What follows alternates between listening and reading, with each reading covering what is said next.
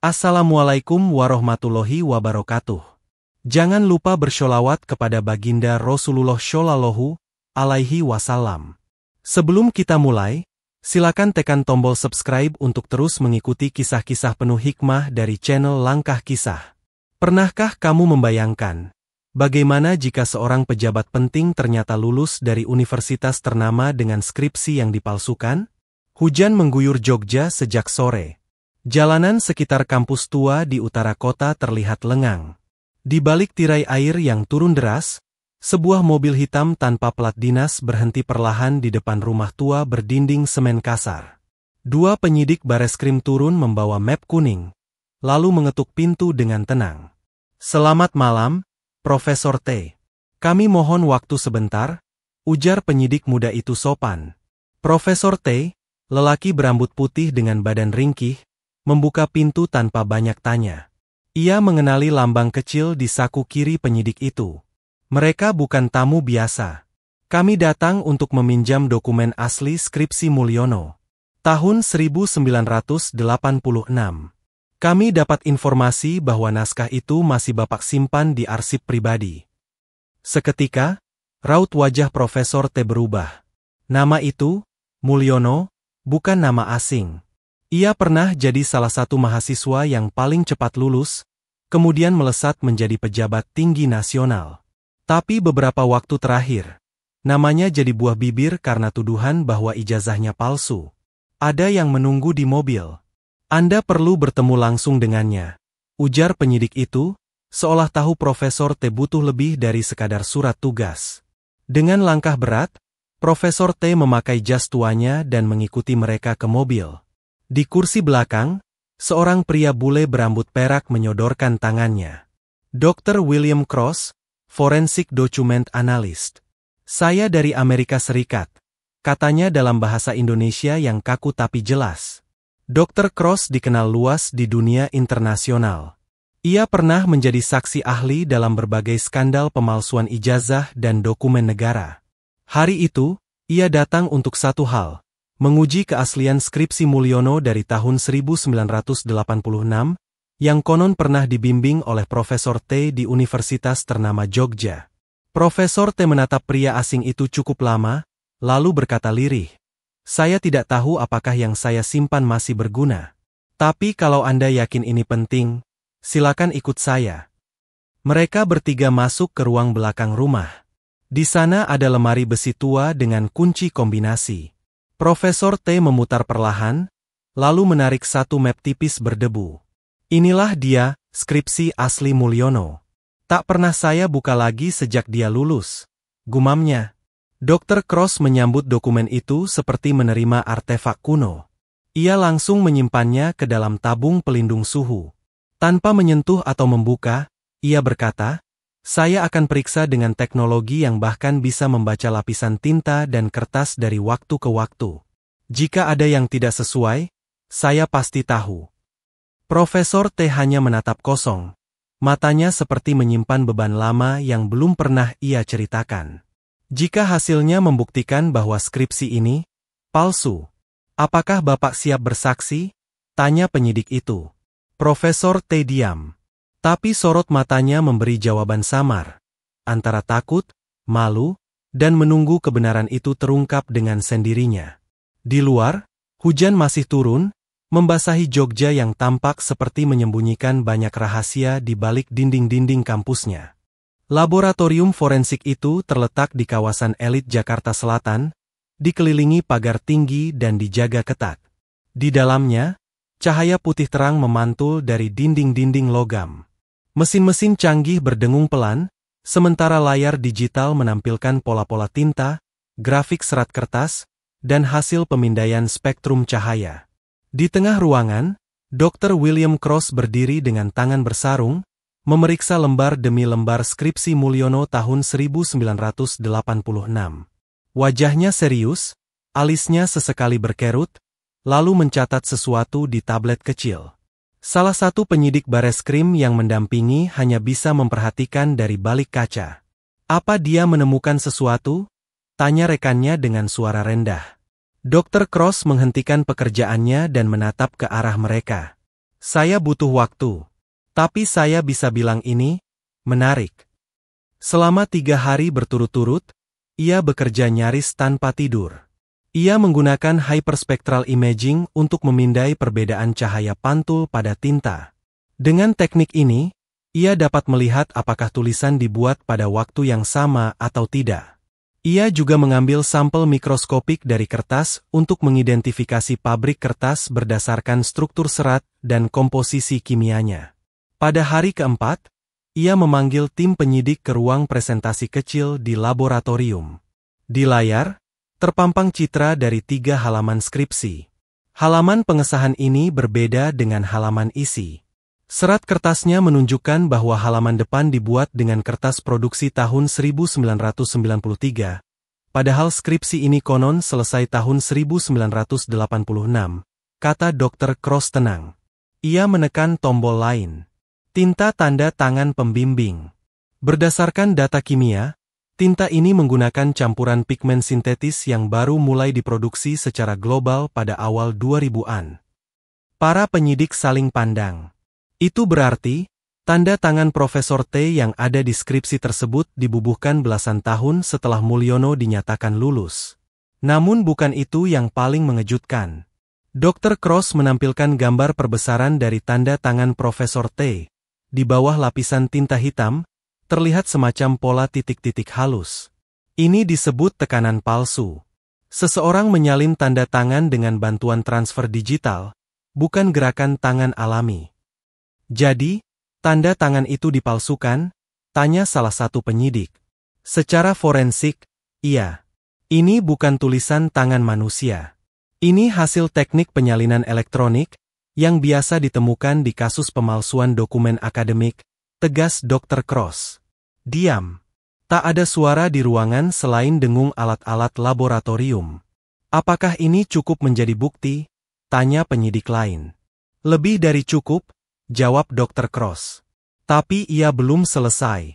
Di slide terakhir, ia menunjukkan perbandingan stempel basah universitas ternama di Jogja dari tahun 1986 dengan cap di skripsi Mulyono. Yang satu ini, terlalu sempurna. Tidak ada goresan, tidak ada tinta merembes. Artinya, stempel ini bukan hasil manual, melainkan cetakan. Salah satu penyidik menghela napas panjang. Ini bukan sekadar skripsi palsu. Ini rekayasa akademik. Dr. Cross menutup tabletnya. Saya datang bukan untuk menuduh siapapun. Saya hanya menyampaikan apa yang dokumen ini katakan.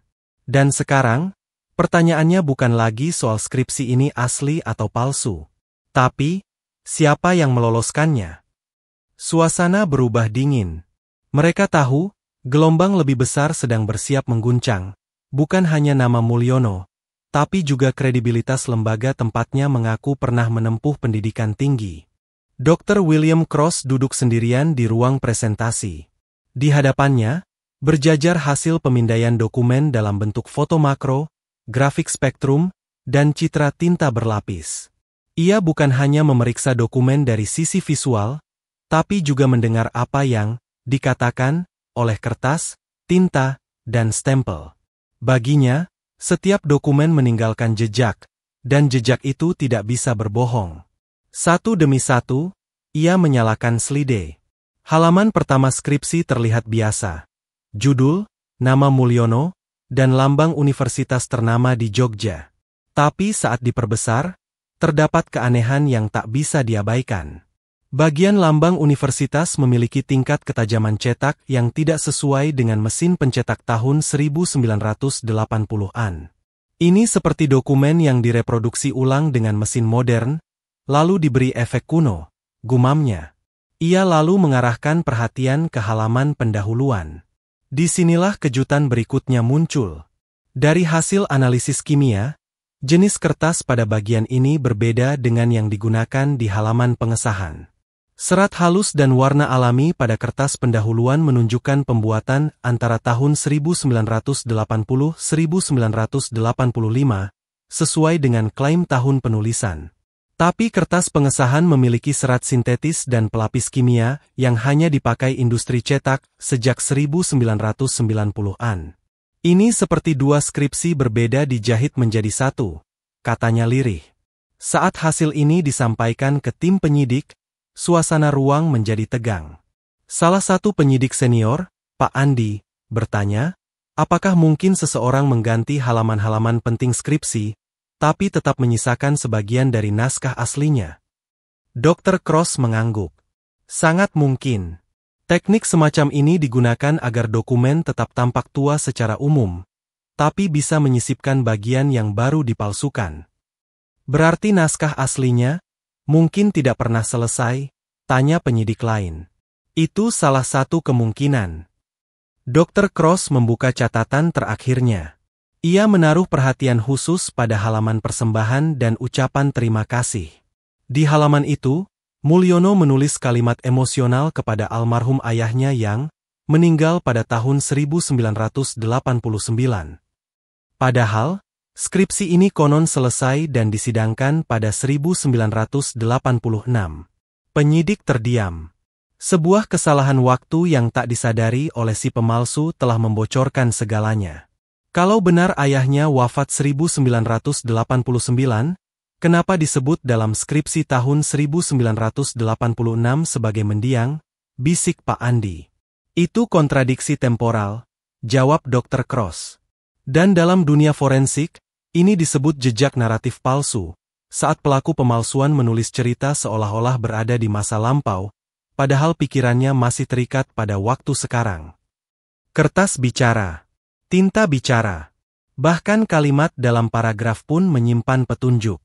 Hari itu, semua keraguan mulai mengkristal.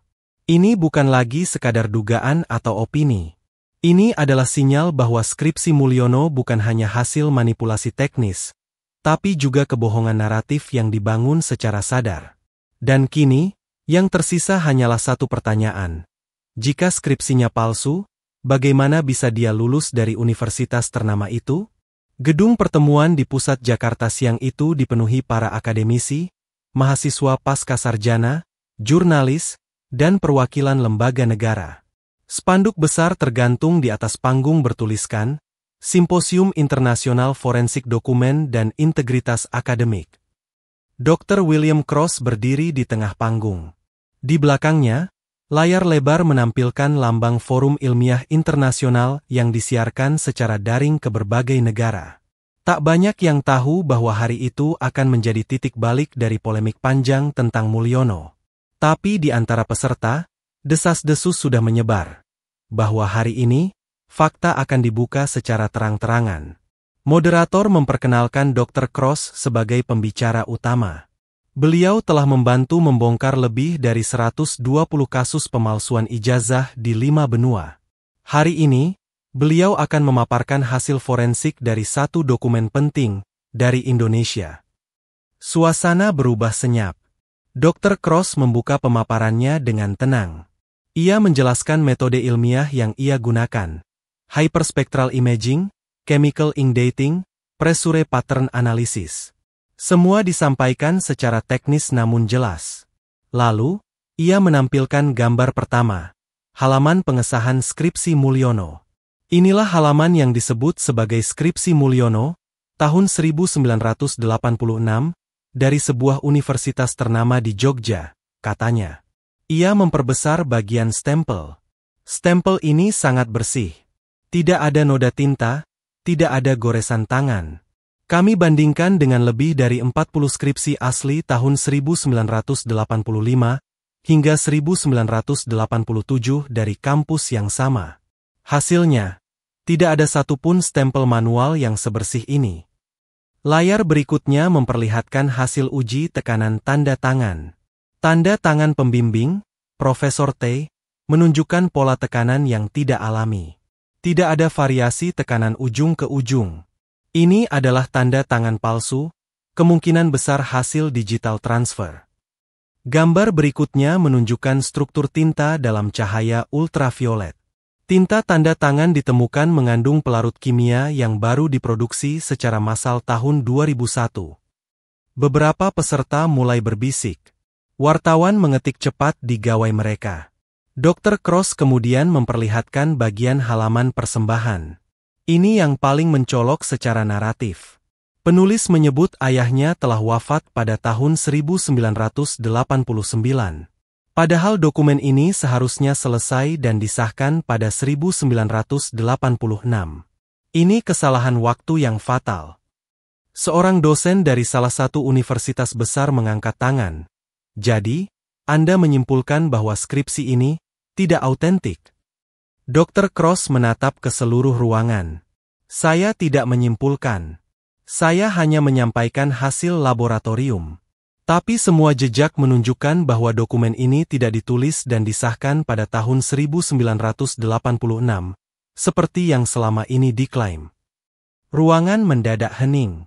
Seolah semua yang hadir sedang memproses bobot dari pernyataan itu. Lalu, seorang wartawan dari media nasional berdiri dan bertanya, "Apakah Anda berani menyatakan ini di bawah sumpah sebagai saksi ahli?" Dr. Cross mengangguk. Saya telah melakukannya di banyak pengadilan. Dan saya bersedia melakukannya di sini. Seketika ruangan meledak. Kamera menyala. Hashtag mulai bermunculan di media sosial. Topik, skripsi Mulyono, langsung menduduki peringkat pertama. Dan di kursi belakang, salah satu dosen senior yang dulu sempat menjadi kolega Mulyono hanya menunduk, wajahnya gelisah. Hari itu, bukan hanya publik yang terguncang. Dunia akademik ikut terbakar. Dan api itu menyala dari sebuah presentasi yang tak bisa dibantah. Karena semua berasal dari bukti laboratorium. Setelah siaran pers yang meledak bak petir di siang bolong, suasana Jogja berubah. Nama Mulyono yang sebelumnya dielu-elukan sebagai mantan pejabat penuh prestasi, kini menjadi bahan gunjingan. Namun di balik itu semua, ada yang lebih sunyi namun jauh lebih berbahaya, pergerakan di dalam lingkaran kampus itu sendiri. Dosen senior yang selama ini menjadi tokoh penting dalam membongkar kebenaran, mulai merasakan tekanan. Telepon dari rekan sejawat yang biasanya hangat kini dingin dan formal. Beberapa rapat internal mendadak dibatalkan tanpa alasan. Bahkan ruangannya sempat digeledah oleh oknum tak dikenal, meski tak ada barang yang hilang. Ia tahu, ini bukan sekadar intimidasi. Ada yang sedang menyusup. Pagi itu, dua anggota TNI asal Papua, Serka Yanwar dan Praka Markus, kembali mendatangi dosen senior dengan wajah serius.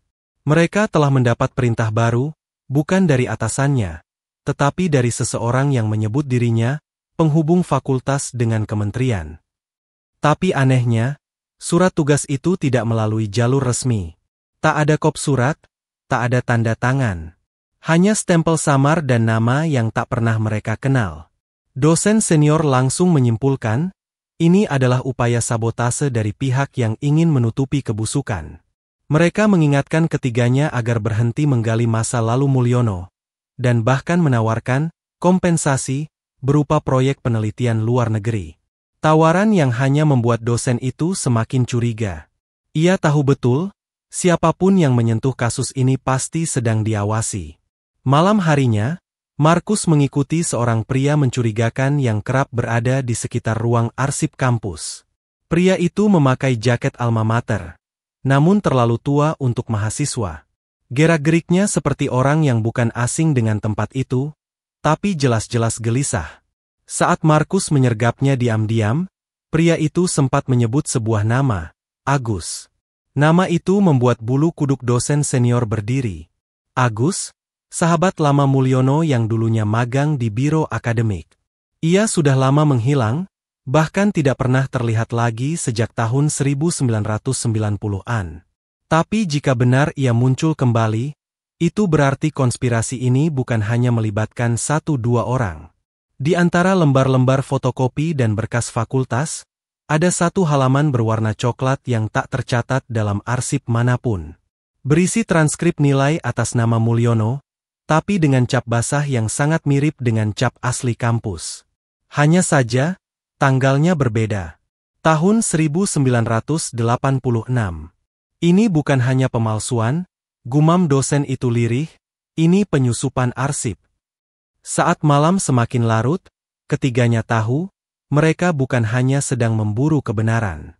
Mereka telah menjadi sasaran dari kekuatan yang tak terlihat, yang sanggup memutarbalikkan dokumen, menyusup ke ruang paling privat di kampus, dan membungkam siapapun yang terlalu dalam menyelami masa lalu.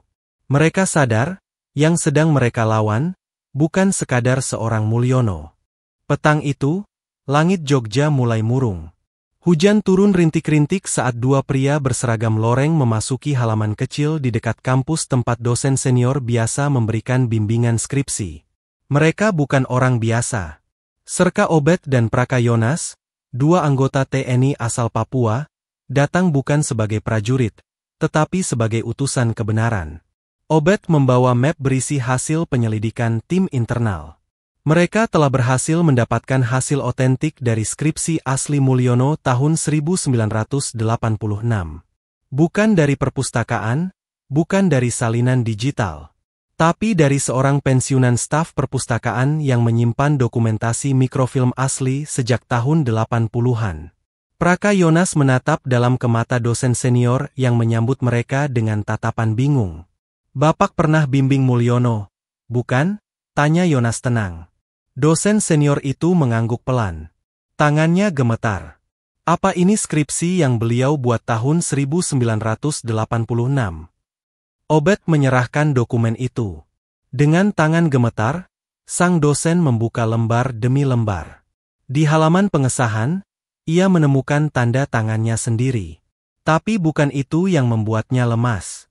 Judul, isi, metode penelitian, semua berbeda dengan skripsi yang diajukan Mulyono saat mencalonkan diri menjadi pejabat tinggi dulu. Ini naskah aslinya, gumam sang dosen. Tapi yang diserahkan ke publik bukan ini, bukan ini. Yonas membuka ponsel dan memperlihatkan salinan digital skripsi Mulyono yang ada di database publik. Jelas terlihat bahwa dokumen itu hasil penggantian isi. Formatnya bahkan menggunakan font digital yang belum tersedia pada era 1980-an. Semua ini adalah bukti pemalsuan akademik yang dilakukan secara sistematis.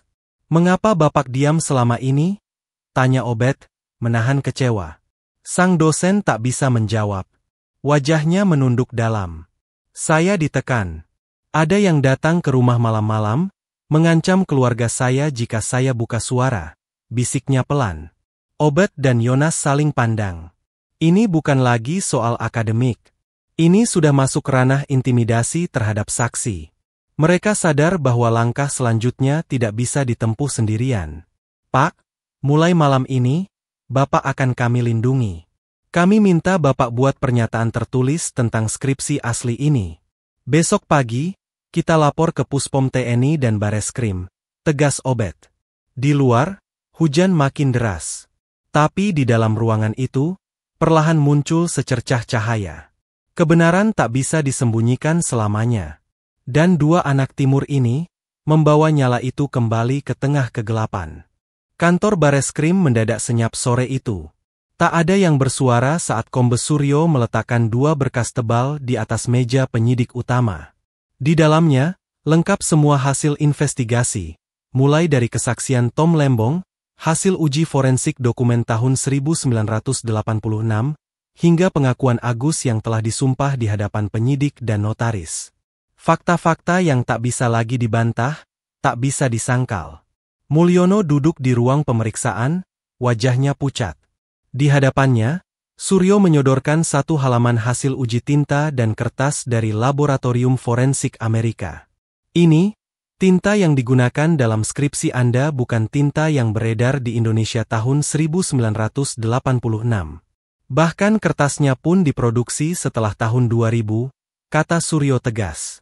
Artinya, Anda tidak bisa menyusun skripsi itu di tahun 1986. Mulyono menelan ludah. Tangannya gemetar. Saya hanya menjalankan saran seorang teman. Semua itu demi menjaga nama baik dan demi karir. Namun hukum tak bisa ditawar. Kasus ini tidak hanya tentang pemalsuan dokumen. Ini soal kepercayaan publik, soal keadilan yang dicederai demi ambisi pribadi. Siaran pers resmi dikeluarkan keesokan harinya. Juru bicara Bareskrim membacakan pernyataan. Setelah melalui proses penyidikan panjang, Kami menetapkan Saudara M sebagai tersangka dalam kasus pemalsuan dokumen akademik. Fakta menunjukkan bahwa skripsi tahun 1986 yang diajukan ke universitas ternama di Jogja adalah hasil rekayasa, dibuat jauh setelah tahun yang tertera. Masyarakat pun geger.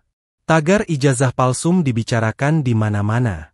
Ratusan mahasiswa melakukan aksi simbolik di kampus tempat Mulyono pernah mengajar, menuntut agar kasus ini menjadi pelajaran bagi semua. Tom Lembong, di tengah keterbatasan hidupnya sebagai mantan narapidana, berdiri di hadapan kamera sebuah media. Wajahnya tidak sombong, justru terlihat tenang. Saya bukan siapa-siapa. Tapi saya tahu satu hal. Ketika kebenaran disembunyikan, cepat atau lambat, Allah akan membongkarnya. Agus sendiri memilih jalur perlindungan saksi. Ia menghilang dari sorotan publik, membawa serta rasa bersalah yang entah sampai kapan bisa ia hapuskan. Sementara itu, nama Mulyono perlahan terhapus dari ruang-ruang kekuasaan. Titel dan gelar yang dulu dibanggakan, kini tak lebih dari potongan kertas kosong. Namun dari reruntuhan reputasi itu, lahirlah kesadaran baru. Bahwa ijazah, jabatan, dan kehormatan bukanlah milik orang yang memalsukannya, melainkan milik mereka yang menjaganya dengan kejujuran dan rasa takut kepada Allah. Cerita ini bukan sekadar tentang pemalsuan, tapi tentang bagaimana Allah menyingkap kebohongan, bahkan dari tempat paling tersembunyi sekalipun.